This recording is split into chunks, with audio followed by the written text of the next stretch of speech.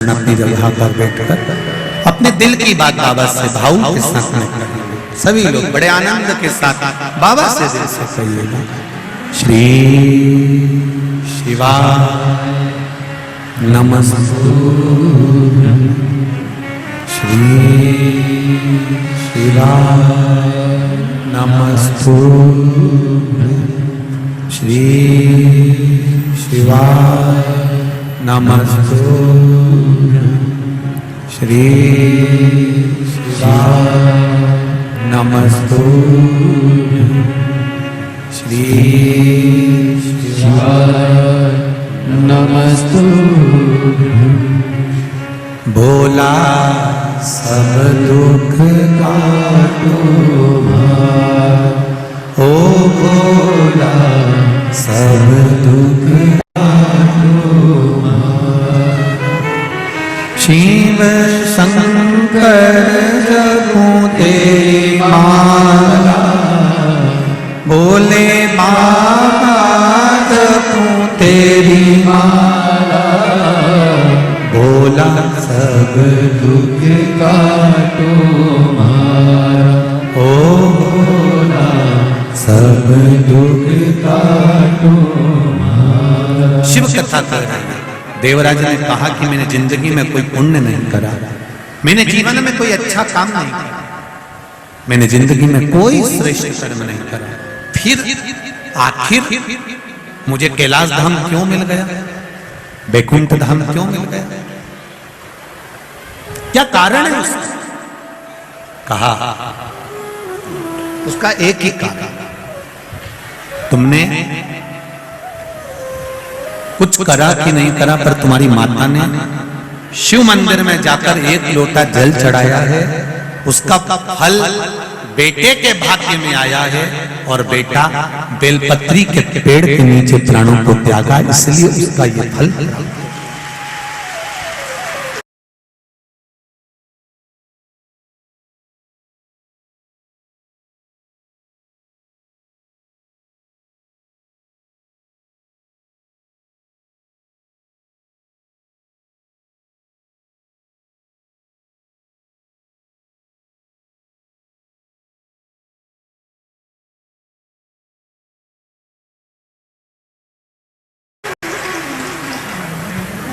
एक बेलपत्र का जो ये पत्ता होता है, जिसमें ब्रह्मा विष्णु महेश तीनों होते हैं, 64 योगिनियां देवियां भी इसमें विराजमान हैं, और 33 कोटि देवी देवता भी इसमें विराजमान हैं। एक बेलपत्र, कभी मौका लगे आपके जीवन में, अभी जब दुख तकलीफ कष्ट बहुता मात्रा में लगे, तब प्रयास करिए कि एक बेलपत्र का पत्ता अपने हृदय का भाव लेकर जब शिव मंदिर में जाओ, शंकर भगवान को जब भी समर्पित करो, तो पहले अगर कोई बहुत विषम स्थिति में फंसे हुए हो, बहुत कष्टमय परिस्थितियों में फंसे हुए हो, और निकलने के लिए एक बेलपत्री का पत्ता अशोक सुंदरी वाली जगह पर चढ़ाकर, जल चढ़ाकर उसी को शिव जी पर चढ़ाया जाता है, और शंकर भगवान पर वो जल समर्पित करा जाता है। जो कलश में जल है वो शिव। किस किस जगह पर चढ़ाना है? उसी पत्ते को पहले कहां चढ़ाना है? अशोक सुंदरी वाली जगह। थोड़ा सा जल वहां चढ़ा दिया, पत्ते को उठाया, फिर शिवलिंग पे समर्पित कर दिया। बचा हुआ जो कलश में जल है वो भगवान शंकर को समर्पित कर, शिव को समर्पित कर।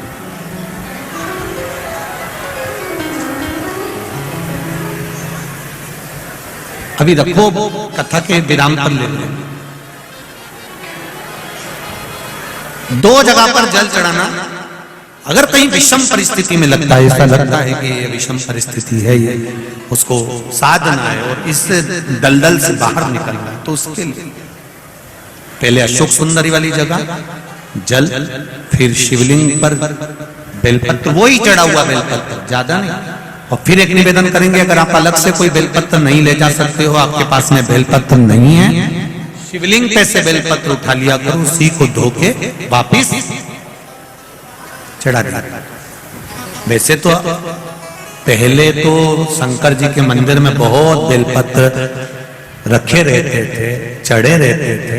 अब आज के जमाने में माता इतनी चतुर है, खुद ही चढ़ाती, खुद ही उठा लाती, पड़ा ही नहीं। अब बेलपत्र बोलो सही है कि गलत है? शिव मंदिर में बेलपत्र पड़े हुए मिलते हैं क्या? चढ़े हुए मिलते हैं क्या? नहीं। जब जाओगे तब बेलपत्र मिल जाए, ये बहुत बड़ी बात है, भगवान की कृपा।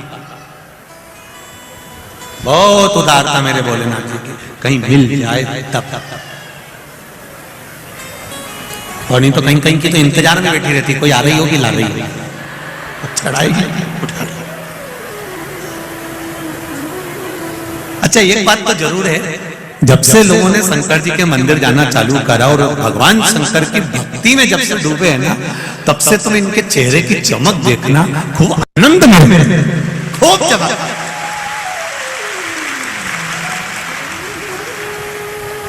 अलमस्त होकर भगवान का पूजन करना, अलमस्त हो, सारे ढोंग प्रपंच से दूर। आए पूजन तो भी महादेव अपना, और नहीं आए पूजन तो भी महादेव अपना।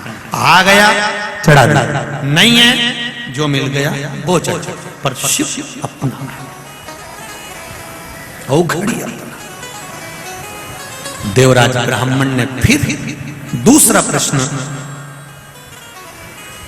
शंकर भगवान के गणों से करा। शिव जी के गणों से कहा कि मेरा दूसरा प्रश्न यह है कि पहला प्रश्न का उत्तर तो आपने दे दिया कि मेरी माता ने जो जल चढ़ाया, वो माता का चढ़ा हुआ जल, मेरी माँ जो शिव जी के मंदिर जाती थी, माता शिव जी के मंदिर जाती थी, वहां जो जल चढ़ाती थी, उसका फल बेटे के भाग्य में मिला।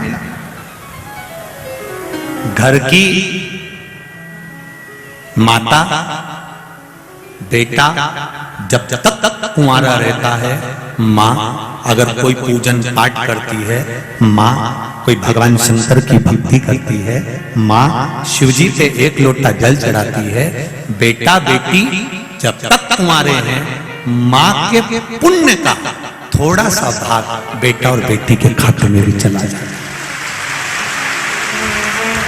कब तक? जम के बोलो, कब तक?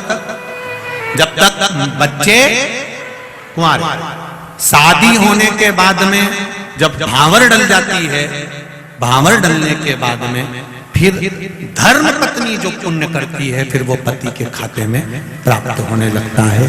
स्त्री जो करती है वो पति के खाते में,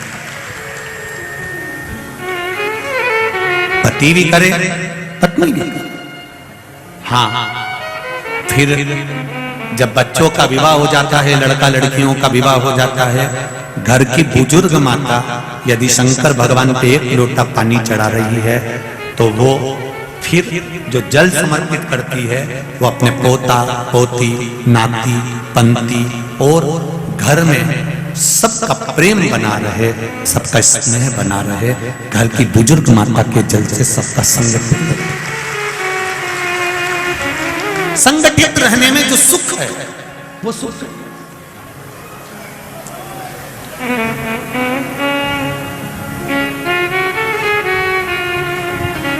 संगठन में रहना,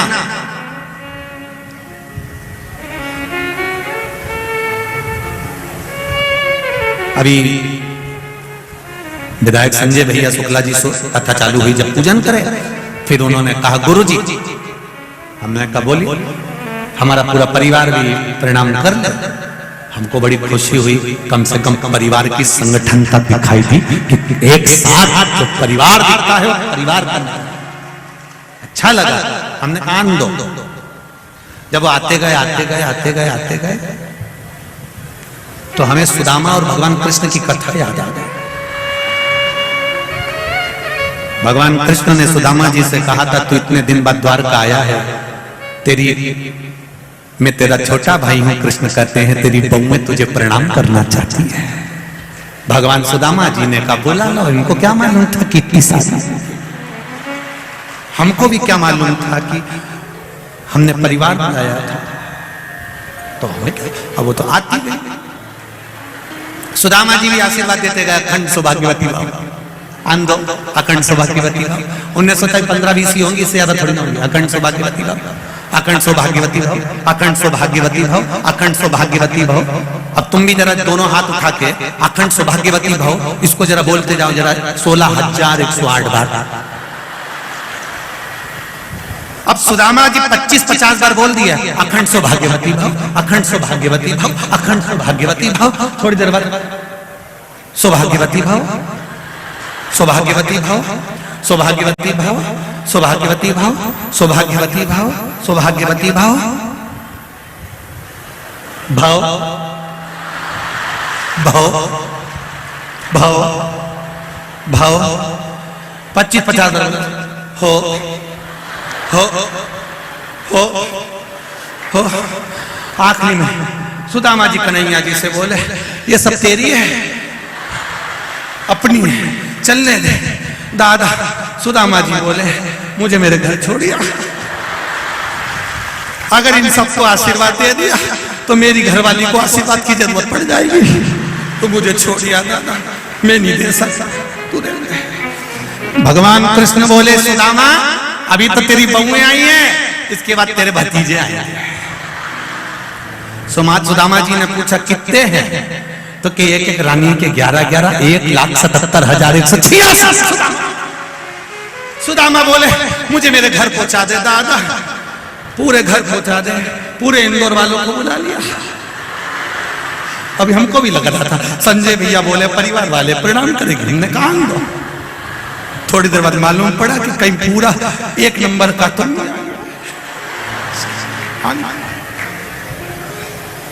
और वास्तवता है, जो भी जिस पद पर रहता है उसके अनुसार उसका जो क्षेत्र रहता है वो क्षेत्र हल्का नहीं होता, उसका परिवार होता है, ये निश्चित है, उसका परिवार। दूसरा प्रश्न पूछा गया, दूसरा प्रश्न क्या पूछा देवराज ने?